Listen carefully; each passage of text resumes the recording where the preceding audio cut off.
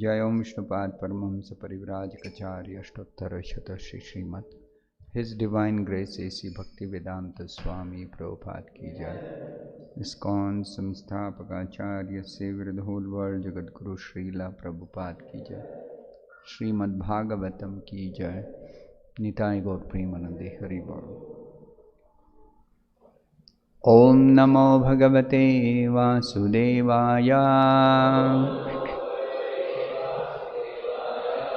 ओम नमो भगवते वासुदेवाय। ओम नमो भगवते वासुदेवाय।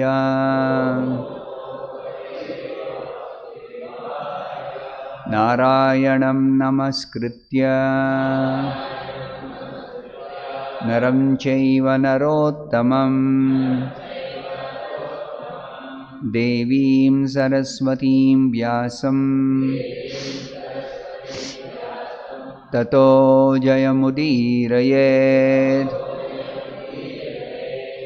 नष्टप्रायेषु भद्रेषु नित्यं भागवत सेवया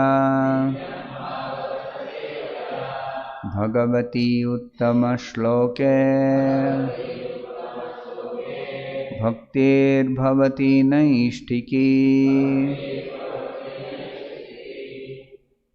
Reading from Srimad Bhagavatam, Canto 9, Chapter 8.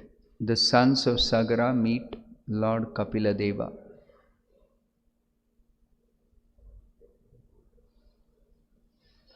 Text number 28. Shri Bhagavan Uvacha Ashvoyam Niyatam Vatsa Ashvoyam Niyatam Vatsa Ashvoyam Niyatam Vatsa Pitamaha Pashuhu Tava Pitamaha Pashustava Pitamaha Pashustava Ime Cha Pitaraha Dagdhaha Ime cha pitaro dagdha Ime cha pitaro dagdha Ganga Ambhaha Arhanti Na Itarat Gangambhorhanti netarat Gangambhorhanti netaran. Shri Bhagavanu Vacha Ashvoyam Niyatam Vatsa Pitamaha Pashustava Ime cha pitaro dagdha Gangambhorhanti netaran.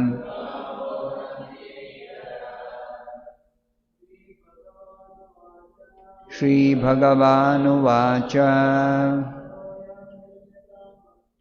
Ashvoyam Niyatam Vatsa Pitamaha Pashustava Ime cha pitaro dagdha Gangambhorhanti netarat. Shri Bhagavanu Vacha Yoham Niyatam Vatsa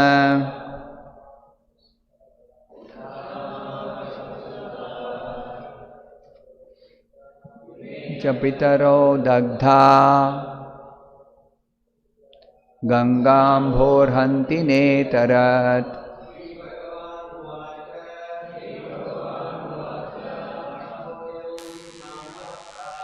Ashvoyam niyatam vatsa pitamaha pashustava ime cha pitaro dagdha Gangam bhorhanti netarat. Shri Bhagavan Vacha. The great personality Kapila Muni said, Ashvaha, horse, Ayam, this, Niyatam, take, Vatsa, O my son, Pitamaha, of your grandfather, Pashuhu, this animal, Tava, your, Ime, all these, Cha, also, Pitaraha, bodies of forefathers, Dagdhaha, burnt to ashes,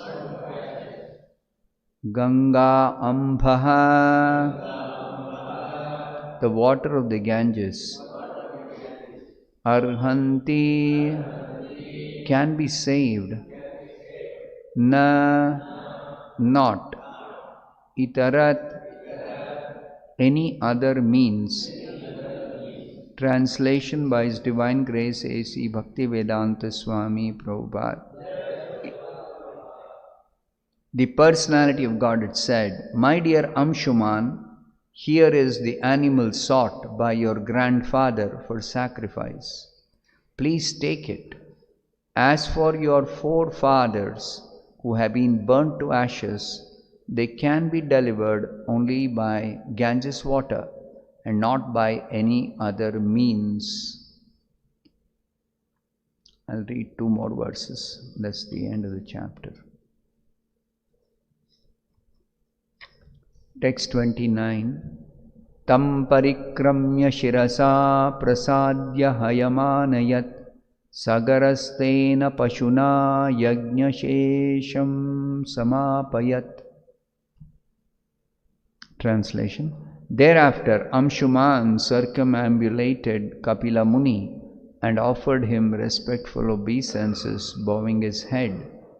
After fully satisfying him in this way, Amshuman brought back the horse meant for sacrifice, and with this horse Maharaj Sagara performed the remaining ritualistic ceremonies. Text 30. Rajyam Amshumate Nyasya Nispruho Muktabandhanaha Aurvopadishtamargena Lebhe Gatim Anuttamam. Translation. After delivering charge of his kingdom to Amshuman and thus being freed from all material anxiety and bondage, Sagara Maharaj, following the means instructed by Aurva Muni, achieved the supreme destination. Thus end the Bhaktivedanta purports of the 9th canto, 8th chapter of the Srimad Bhagavatam, entitled The Sons of Sagara Meet Lord Kapila Deva. Om Ajnanatimidandhasya Jnananjanashalakaya Chakshurunmilitam Yena Tasmai Shri Gurave Namaha. Nama Om Vishnupadaya Krishna Presthaya Bhutale Srimate Bhaktivedanta Swaminiti Namine. Namaste Saraswate Deve Gauravani Pracharine Nirvishesha Shunyavadi Paschatya Deshatarine Jaya Shri Krishna Chaitanya Prabhu Nityananda Shri Advaita Gadadhara Srivasadi Gaura Bhakta Vrinda Hare Krishna Krishna Krishna Hare Hare Hare Rama Rama Rama Hare Hare.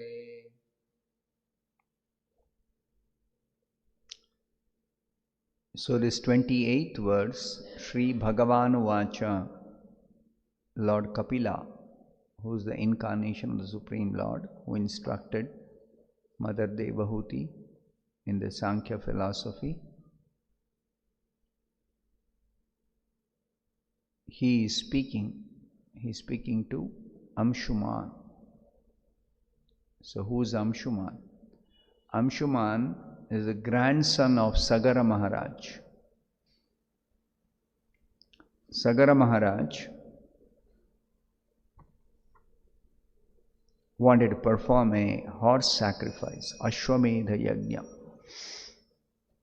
So in such a sacrifice, it's not that simply one horse is taken and offered in the sacrifice. No. A particular horse which is described in the Shastra, they have to search out for such a horse. And before the horse is brought for the sacrifice, so many preliminary things have to be done. It's a very elaborate sacrifice. It cannot be done by everyone. So only very exceptionally rich and able persons, generally big kings, they used to perform this Ashwamedha sacrifice. So Sagara Maharaj, he decided to do this Ashwamedha Yajna, and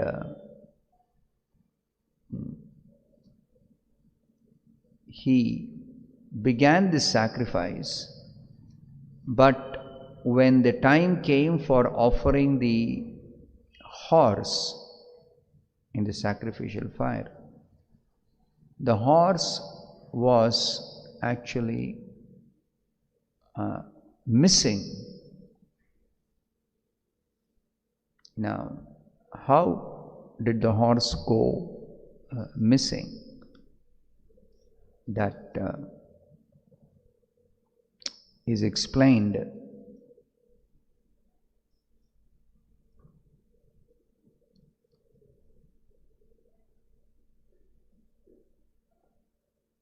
Indra, the king of heaven, stole the horse meant to be offered at this sacrifice.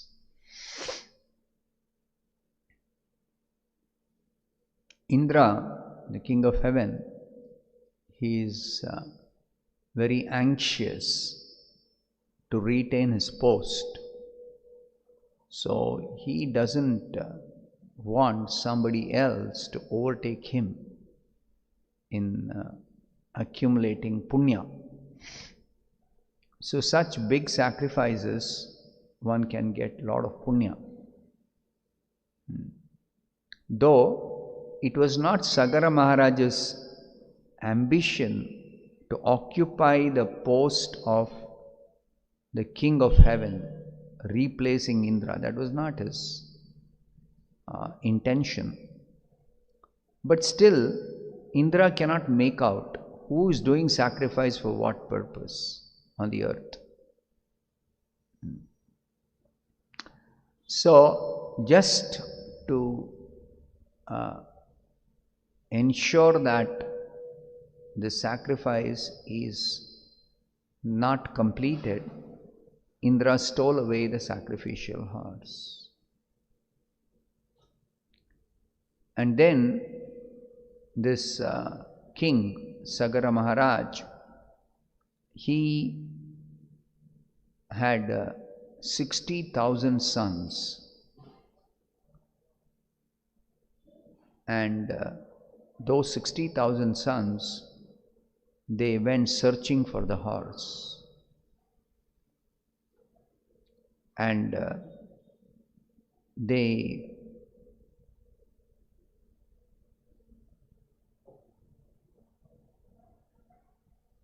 came to a place where Lord Kapila was performing tapasya. It's called Kapilashram. It's in a place called Ganga Sagara. It's near Calcutta. It's a very famous sacred place. Srila Prabhupada explains elsewhere, Ganga Sagara, every year there is one Magh Mela, the month of Magha. There is Magha Purnima. There is a very big gathering of saintly persons and even pious people who desire to become freed from sinful reactions. They take advantage of this Magha Shukla Purnima to take a bath in the Ganga. And Ganga Sagara is the place where the river Ganga, after flowing from the Himalayas, comes down to the Bay of Bengal, and at Ganga Sagara, Ganga river enters the ocean. So, at that spot, there is Kapilashrama, Lord Kapila's ashram. So, Lord Kapila was performing tapasya, and the horse which the 60,000 sons of Sagara Maharaj were searching, they found that horse outside Kapila Muni's ashram. And foolishly thinking that, oh, they are very great persons who have successfully searched out for the horse, they became very proud of their prowess. Because it's not easy to search for one horse going everywhere, and a particular horse, it's not just any horse. So they found that particular horse which was designated for being offered in the sacrifice, and they were, of course, they were very happy to find the horse. But being very proud of their prowess, they wrongly accused Kapila Muni to be the one who has stolen the horse. So it appears like Indra, he stole the horse, but he hid it in that Ganga Sagara, in Kapila Muni's ashram, outside Kapila Muni's ashram.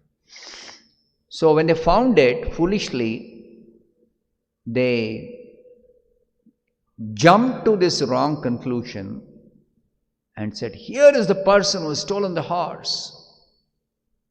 He should be punished. So all of them went to attack Kapila Muni. So Kapila Muni, he is the Supreme Personality of Godhead. Who can attack him? Who can kill him? Nobody can do that. But because these 60,000 sons of Sagara, they accused wrongly the great personality, Lord Kapila Muni, insulted a great personality. So, because of that, a fire came out of their own body, and they were immediately burnt to ashes. All 60,000 of them instantly burnt to ashes. And Kapila Muni was undisturbed by all this. He did not it is explained that sometimes people think that Kapila Muni got angry and cursed them. No, Kapila Muni did not get angry. Kapila Muni did not curse them. Then how did they die? It is because of their own misdeeds that the fire emanated from their own body because of their misdeeds. and they were killed by their own action. So, you should understand the laws of nature are very, very stringent. If somebody violates the laws, then by the higher arrangement, whoever is violating the law of nature has to suffer the reaction. It could be that the reaction may be given immediately after the act itself. Immediately after the action itself. Or it could be later in this life, later on in the next life, later on in a future life, 100 lives later. So, when I commit a sinful activity, I am definitely going to get the reaction. But when I am going to get the reaction, I do not know. It's not in my hands. So these sons of Sagara, 60,000 sons, because of their insulting the Supreme Lord. Of course, they did not know He is the Supreme Lord, but anyway, they had no clue as to who had stolen. Foolishly they thought, just because the horse was outside the ashram of Kapila Muni, they thought Kapila Muni has stolen.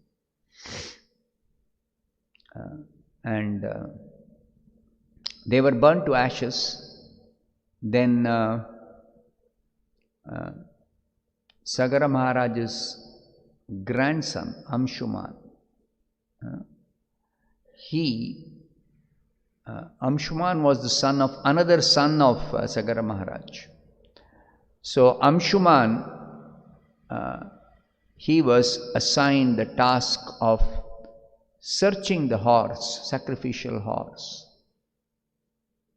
Somebody may say, they can take another horse and just complete the sacrifice. Why they have to search for that horse? As I mentioned, it's not easy to find a horse. And so Sagara Maharaj, because he wanted to complete the sacrifice, he sent his grandson Amshuman to search for the horse. And Amshuman followed the route which was taken by his uncles. Amshuman's father's brothers, the 60,000 sons, were burnt to ashes. The route they took, the same route this Amshuman followed, and he reached the same spot, Kapila Muni's ashram. And when he reached there, he saw the sacrificial horse. So again, he was very happy. But he was a sober person. Very, very sober person. So he went inside the ashram and saw Kapila Muni sitting and doing tapasya.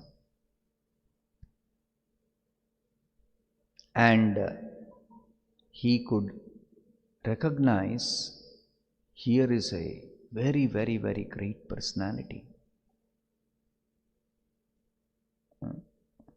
He could understand that his uncles were burnt to ashes because of their own action of insulting Kapila Muni, not because Kapila Muni had cursed them. No. So this Amshuman decided to offer prayers and please and satisfy Kapila Muni. So he offered prayers, and Kapila Muni was very, very pleased with his prayers. So after the prayers were offered by Anshuman. So the Lord, Kapila Muni, he is speaking, "My dear Anshuman, here is the animal sought by your grandfather for sacrifice. Please take it. Ashwoyam niyatam vatsa." Niyata means you take it. And very affectionately, Lord Kapila is addressing Amshuma as Vatsa, my dear son. Because Amshuman has offered very nice prayers, and through those prayers he has satisfied and pleased the Supreme Lord. In all our activities, we should try to please the Supreme Lord. In the Bhagavatam, in the first canto, it is told, "Atapumbir dvijashrestha varnashrama vibhagashaha swanushthitasya dharmasya samsiddhir haritoshanam." Whatever duties one may perform according to the varnashrama dharma, it doesn't matter what position one is situated or what duties one is performing. All those duties have to be performed if at all one wants to do them perfectly. Then the highest perfection by performance of duties is achieved by pleasing the Supreme Personality of Godhead. Samsiddhi. Samsiddhi means, Siddhi means perfection. Samsiddhi means the highest perfection, the topmost perfection. So Samsiddhir Haritoshanam, by pleasing the Supreme Lord Hari. So the aim of all our activities which we perform according to the scriptural injunctions should be to please the Supreme Lord Hari. The same thing is explained by Krishna in the Bhagavad Gita. Yajñarthat karmanaha anyatra lokoyam karma bandhanaha tadartham karma kaunteya mukta sangas samachara. Mukta sangha. One can become free from material bondage if one performs all his duties as yajna, yajñarthat karmanaha. Yajna means tadartham karma kaunteya, to do some activity for pleasing the Supreme Personality of Godhead. All sacrifices are ultimately meant for pleasing the Supreme Lord Krishna. This is explained again in the Bhagavad Gita by Krishna himself. Bhoktaram yajna tapasam, in the 5th chapter. In the 9th chapter, Krishna says, Aham hi sarva yajnanam bhokta cha prabhureva cha. Krishna says, I am the enjoyer, the object of all sacrifices. Aham hi sarva yajnanam bhokta cha prabhureva cha. I am the Lord and the enjoyer and the object of all sacrifices. So sacrifice means actually to please the Supreme Personality of Godhead Krishna. So it doesn't matter what type of sacrifice somebody may perform, because there are a variety of sacrifices recommended in the scriptures for varieties of purposes, for different categories of people. But all sacrifices are meant simply for pleasing Vishnu or Krishna. So therefore, The Bhagavatam, the 11th canto, says that in Kali Yuga, because the sacrifices recommended in the Varnashrama Dharma are not practical to perform, therefore for Kali Yuga, the scriptures declare one should perform Sankirtan Yajna. Yajnai Sankirtana Prayir Yajantihi Sumedhasaha. So one should perform Sankirtan Yajna in Kali Yuga to please the Lord. One should perform Sankirtan Yajna. So therefore, Sankirtana means to glorify the Lord congregationally in order to please Him. In order to please Him. So such glorification is given specially in the Srimad Bhagavatam. In the Bhagavatam, there is nothing but glorification of the Supreme Lord Krishna.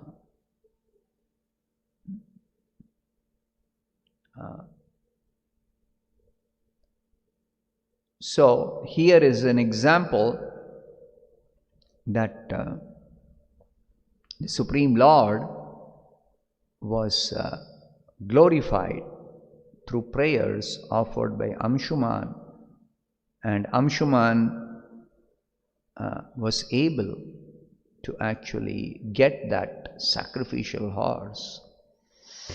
Further, Amshuman also, in his mind, he had one more desire to be fulfilled, and that is deliverance of his uncles who offended Kapila Muni, and by their own offensive act they were destroyed.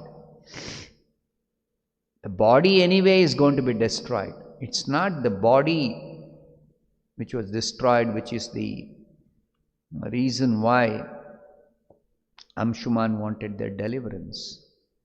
It is the offense itself against the Supreme Lord. How can that be nullified? How can that be nullified? So Amshuman wanted Lord Kapila to actually pardon his uncles. Not exactly pardon, but bless his uncles to actually free them from their offense, so that they may be delivered. And Lord Kapila could understand, because he is Supreme Lord, he knows what is going on in everyone's mind, because he is seated as Paramatma in the heart of every living being. So he instructed Amshuman, as for your forefathers who have been burnt to ashes, Dagdha Pitaro, they can be delivered only by Ganges water and not by any other means. Only if Gangajal is offered to them, then only they can be delivered. And there is no other means of their deliverance. So Lord Kapila has revealed this to Amshuman, and in the next chapter there is a description how Amshuman actually tried to bring Ganga from the upper planets to this earth planet. And what happened? That is described in the next chapter. So, Amshuman, it is described here, the 29th verse. Amshuman circumambulated Kapila Muni and offered him respectful obeisances, bowing his head. After fully satisfying the Supreme Lord Kapila Muni in this way, Amshuman brought back the horse meant for sacrifice. That was the purpose for which he had been sent by Sagara Maharaj, his grandfather.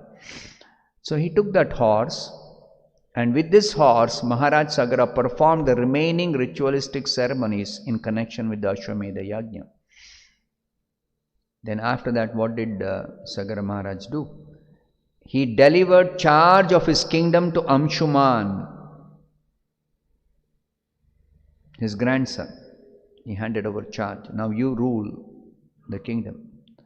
And being freed from all material anxiety and bondage, Sagara Maharaj, following the means instructed by Aurva Muni, achieved the supreme destination. Sagara Maharaj, when he was born, he is called Sagara because there was an attempt to kill him in his mother's womb by administering poison to the pregnant mother. Just like Ashwathama attempted to kill Parikshit when he was in the womb of his mother. So just like Parikshit was saved by the Supreme Lord, even this child in the womb was later on become Sagara. He was also saved by the Supreme Lord. The poison did not act on the child. And therefore he was born in spite of being poisoned. He was born with the poison, so it's called Sagara. Gara means poison. Sagara means one who is born with poison. So that's how he got the name Sagara. So this Sagara, he was instructed by one Aurva Muni. So he had received the instructions of what is the goal of life, how to pursue that goal of life. So for a Kshatriya, he has to do his duty, but he has to do this duty as instructed in the scriptures, as a representative of the Supreme Lord for the ultimate liberation of all the citizens. That's why Krishna says in the 4th chapter of the Bhagavad Gita that I instructed this science of yoga to sun god Vivaswan.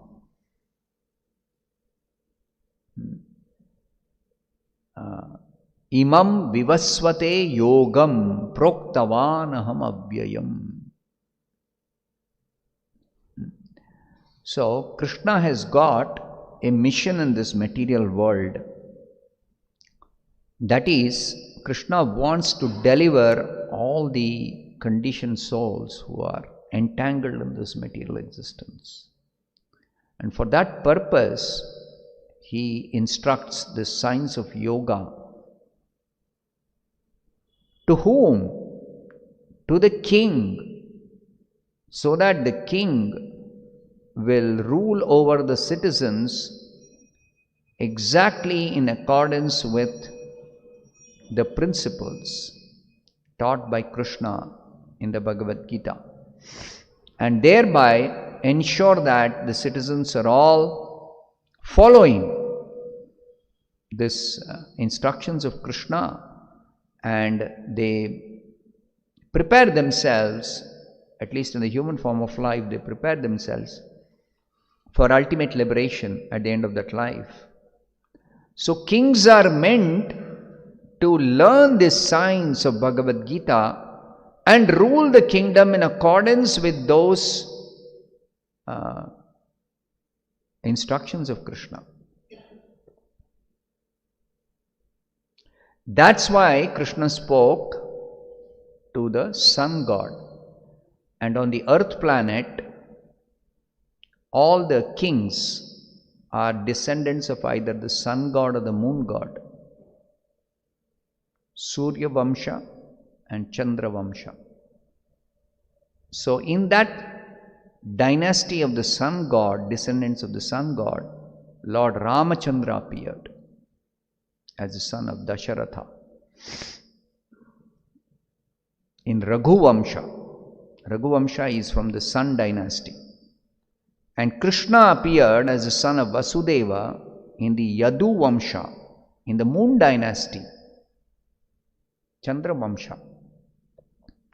Now the purpose of the Lord appearing in these two dynasties is because the kings who are descendants in these two dynasties are meant for ruling over the citizens in an ideal manner, following the principles of Bhagavad Gita. So Krishna, he appeared as a son of Vasudeva, but when he saw that the signs of this Bhagavad Gita coming down in disciplic succession is lost, then once again he instructed Arjuna. Once again he instructed Arjuna. The same. Sa evayam mayatedya yoga prokta puratanaha. Millions and millions of years back, whatever I instructed the sun god, that same science of yoga I am instructing you. Bhaktosi me sakha cheti rahasyam etaduttama. Now Arjuna is the most suitable candidate for receiving this science of Bhagavad Gita from Krishna, because Arjuna is actually a devotee of Krishna. So the science of Gita or the science of yoga can be understood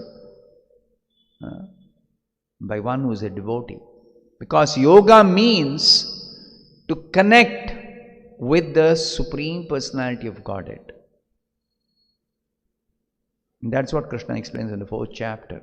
All living beings are my part and parcel. They belong to me. They have a relationship with me. And being forgetful of that relationship, they are in material existence. So to revive that relationship is the process or practice of yoga. It is best revived by bhakti yoga. Quickest and the safest and the surest means of re-establishing our lost connection with Krishna is bhakti yoga. As bhakti yoga, directly we connect with Krishna through the activities of bhakti.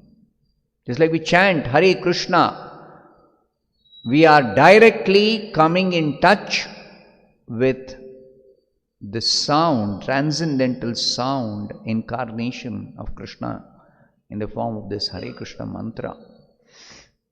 So immediately our memory of Krishna is revived. Just like Arjuna, he heard 45 minutes the Bhagavad Gita on the battlefield. Nashto moha smritir labdha. My illusion is destroyed and my memory is revived. What is that memory revived? Memory of the relationship with Krishna. Arjuna, he forgot his relationship with Krishna. And he said, I don't want to kill my relatives, my kinsmen. He forgot that it was Krishna's plan to actually deliver all those who were unnecessary burden for the earth. Simultaneously, Krishna wanted to remove the burden and also deliver those Kshatriyas who were creating the burden. So Arjuna was to become the instrument of Krishna. But without understanding Krishna's purpose, Arjuna, making his own material calculations under illusion, he decided, I am not going to fight. I don't want to kill. He doesn't want to do his duty. But when Krishna instructed Bhagavad Gita, what happened? His illusion is gone. He has understood. What is the purpose of this battle of Kurukshetra? It is arranged by Krishna. It is for the purpose of Krishna. So, Nashto Moha Smutir Labdha. Now I got back my memory. So, our memory of Krishna is awakened when we come in touch with Krishna, or when we follow Krishna's instructions in the Bhagavad Gita, or when we hear Krishna's holy name. Any Krishna conscious activity directly awakens our memory. Whereas the other yoga systems, they indirectly bring us to the point of reviving our memory of Krishna by gradually elevating us to the platform of bhakti. All other yoga systems are meant to bring us to the point of bhakti. And if somebody can directly take to bhakti, and that's possible only by the mercy of a pure devotee. So, only those who come in contact with a pure devotee like Prabhupada, like Prabhupada, not that pure devotees are easily available in this world. When I say like Prabhupada, means the previous acharyas like Prabhupada, Bhakti Siddhanta Saraswati Thakur, Bhakti Vinod Thakur, Madhvacharya, Ramanujacharya, all of them are pure devotees of Krishna. So they can deliver direct devotional service to people in general. Whereas the others who are not fortunate enough to come in contact with a pure devotee acharya, they have to wait. They have to wait millions of lifetimes. Then only they can actually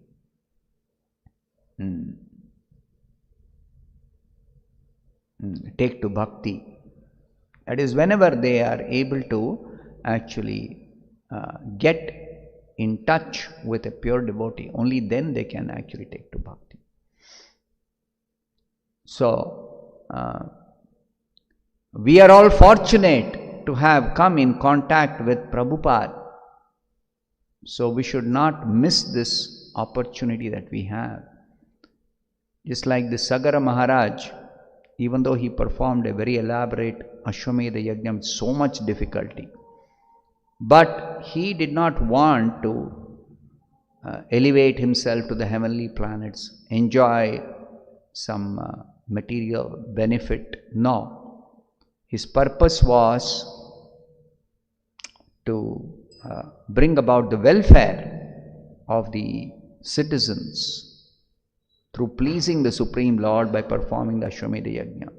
Then after that, he just handed over his kingdom to Amshuman, his grandson, and he went away to the forest to practice tapasya in order to perfect his Krishna consciousness by following the instructions of the Aurva Muni, who had given him instructions when he had just taken birth.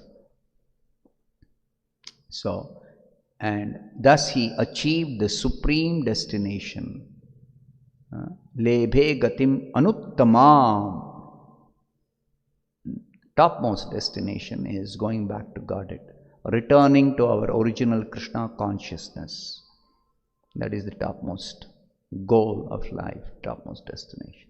So we should also not miss this opportunity to go back home, back to Godhead, simply by following the instructions of Srila Prabhupada, especially chanting Hare Krishna. I'll stop here. Grantaraj Srimad Bhagavatam ki jai, Srila Prabhupada ki jai.